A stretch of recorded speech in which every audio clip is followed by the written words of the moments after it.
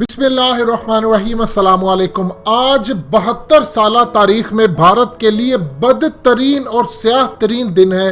वो मुल्क जो कभी भारत के सामने आंख उठाने की जुर्रत भी नहीं करता था, आज उन्होंने मैप अप्रूव करवा लिया है अपनी पार्लियामेंट से और कानून बन गया है। यानी इंडिया के जितने इलाके अब नेपाल ने लेना चाहे थे, उन्होंने आज इसको कानून बनाकर अप्रूव करवा लिया है। और आज के बाद भारत के ये इलाके नेपाल का हिस्सा है। अब नेपाल इनको चाहे चाइना की फौज के जरिए या खुद लड़कर या कोई जंग छेड़कर हासिल करे, इसकी अब तैयारी होने जा रही है। इंडिया चारों तरफ से घिर चुका है। इतनी बुरी शिकस्त आज इंडिया की हुई है। मजीद डिस्कस करने से पहले इस वीडियो को लाइक करें, हकीकत टीवी को सब्सक्राइब करें और बेल आइकन पर जरूर क्लिक करें। स्याह तरीन दिन है और हालत यह है कि नेपाल जैसे मुल्क के खिलाफ इंडिया के अंदर से होना तो ये चाहिए था कि धमकियां उठती कि तुमने किस तरह हमारे इलाके, तुमने किस तरह ये सब कुछ ले लिया।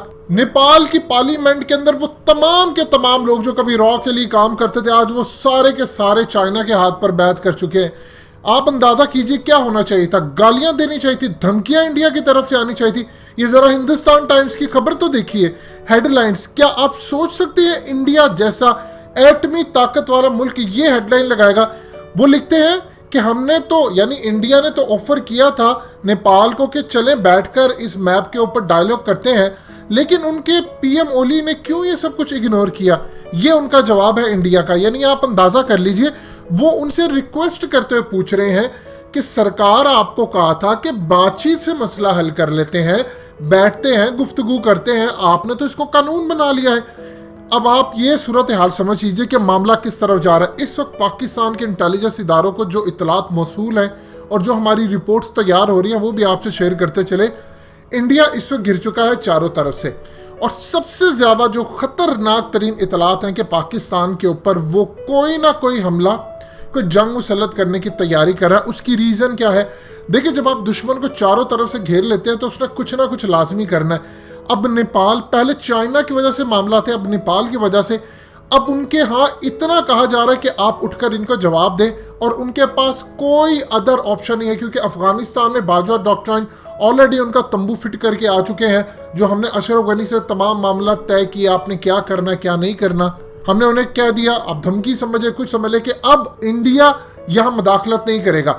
इस तमाम सूरत हाल के अंदर जो इंटेलिजेंस इदारों को पाकिस्तान ने जो रिपोर्ट्स तैयार की हैं चाइना के साथ भी मिलकर, और इसीलिए हमारी एयरफोर्स, हमारी इंटेलिजेंस एजेंसी और फौज 24/7 मुकम्मल तौर पर अलर्ट है और किसी भी वक्त इंडिया की जानिब से कोई बड़ा हमला या कुछ भी हो सकता है। क्योंकि अब इंडिया ने कुछ ना कुछ डाइवर्ट करने के लिए लाजमी करना है। उनके पास कोई ऑप्शन नहीं रहेगी। ज्यादा देर तक वो चाइना का मामला नहीं कर सकते। अगर वो नेपाल की जानिब जाते हैं तो नेपाल तो ऑलरेडी फौजें वहां पर रखा हुआ है और नेपाल इस वक्त मुकम्मल तौर पर चाइना के हाथ में है और वो उठकर इंडिया पर हमला कर सकते हैं। इंडिया को कुछ समझ नहीं आ रही कि इस वक्त करना क्या। जन्नाटेदार थप्पड़ों की बारिश इस वक्त चल रही है। अब जरा आपको ये क्लिप सुनवाते हैं इंडियन मीडिया का। ये जरा आप देखिएगा, जब पास होने लगा था उनका नक्शा, उससे सिर्फ चंद घंटे पहले किस तरह ये बेवकूफ बना रहे थे अपनी आवाम को। कह रहे थे जी वो तो कुछ भी नहीं ऐसा होगा, वो तो एविडेंस ढूंढने जा रहे हैं, अभी तो उन्होंने मैप अप्रूव नहीं करना, ये होगा वो होगा। ये वो वजह है कि आपको एग्जैक्टली नजर आएगा कि जब हलाकू खान बगदाद में हमला करने जा रहा था तो ये सारे आपस में लड़ रहे थे कि कौवा हलाल है हराम है, मिसवाक इतनी होनी चाहिए, उतनी होनी चाहिए, ये होना चाहिए, वो होना चाहिए। यानी उस वक्त ये लड़ाइयों में मगन थे। आज इंडिया की क्या सूरत हाल है, उनका मीडिया सुनिए जरा, किस तरह बेवकूफ बना रहे थे कि चालें उल्टी पड़ गई नेपाल की, और चंद घंटे बाद उन्होंने कानून बना के, और अब अगला उनका लाए अमल होगा कि फौजें किस तरह चाइना के साथ मिलकर उतारे और इलाकों पर कब्जा करें। इंडिया धबरदूस है लेकिन पाकिस्तान अलर्ट है, क्योंकि इसका उन्होंने कुछ ना कुछ डाइवर्ट करने के लिए हमला पाकिस्तान पर करना ही करना है। ये जरा सुनिएगा। भारत के कुछ हिस्से को अपना होने का दावा करने का जो पैंतरा नेपाल की सरकार ने दिखाया था, आपको याद होगा, उसकी हवा नेपाल की सरकार के अपने ही फैसले से निकल गई है। नेपाल की कैबिनेट ने एक मीटिंग की और उस मीटिंग में नेपाल की कैबिनेट ने एक फैसला लिया, और वो फैसला नेपाल की अपनी ही हरकत की पोल खोलता है। नेपाल की कैबिनेट ने इस मीटिंग में यह फैसला लिया कि नेपाल ने भारत का जो हिस्सा अपना होने का दावा कर दिया था, उसको साबित करने के लिए अब 9 लोगों की एक कमेटी बनाई जाएगी जो इस बात के सबूत इकट्ठा करेगी। और दिलचस्प यह है कि ये बात नेपाल की सरकार ने खुद स्वीकार की है। नेपाल सरकार के प्रवक्ता युवराज खतिवड़ा ने कैबिनेट की मीटिंग के बाद बाकायदे एक प्रेस ब्रीफिंग की। उस प्रेस ब्रीफिंग में उन्होंने अपने देश के पत्रकारों को यह जानकारी दी कि नेपाल की सरकार ने 9 लोगों की एक कमेटी बना दी है जो ये जांच करेगी कि भारत के जिन हिस्सों पर नेपाल ने दावा ठोक दिया है उसके सबूत भी नेपाल के पास हैं या नहीं है, और उन सबूतों को जुटाने का काम ये 9 लोगों की टीम करेगी। और नेपाल की जो आधिकारिक थिंक टैंक संस्था है उसका नाम है नीति अनुसंधान प्रतिष्ठान। उसके अध्यक्ष हैं डॉक्टर विष्णुराज उप्रेती। उनको इस कमेटी का कन्वीनर यानी कि संयोजक बनाया गया है। और उनके साथ जो बाकी 8 लोग होंगे उसमें सीमा विशेषज्ञ हैं, उसमें भूगोल के जानकार हैं, उसमें अंतर्राष्ट्रीय कानून के जानकार हैं और पुरातत्वविद आदि लोग हैं जिनको रखा गया है। और इस सारी परिस्थिति में नेपाल के जो अपने कूटनीतिक जानकार हैं वो बेचारे हैरान हैं। वो सोच रहे हैं कि भला ऐसे कोई सरकार कैसे कर सकती है कि पहले आपने नक्शा सार्वजनिक कर दिया, उसके बाद आप देश की संसद में प्रस्ताव लेकर आए और फिर आप एक कमेटी बना रहे हैं कि चलिए इसके लिए सबूत तो जुटा लिए जाएं, जो दावा हम ठोक आए हैं उसको साबित कैसे करेंगे।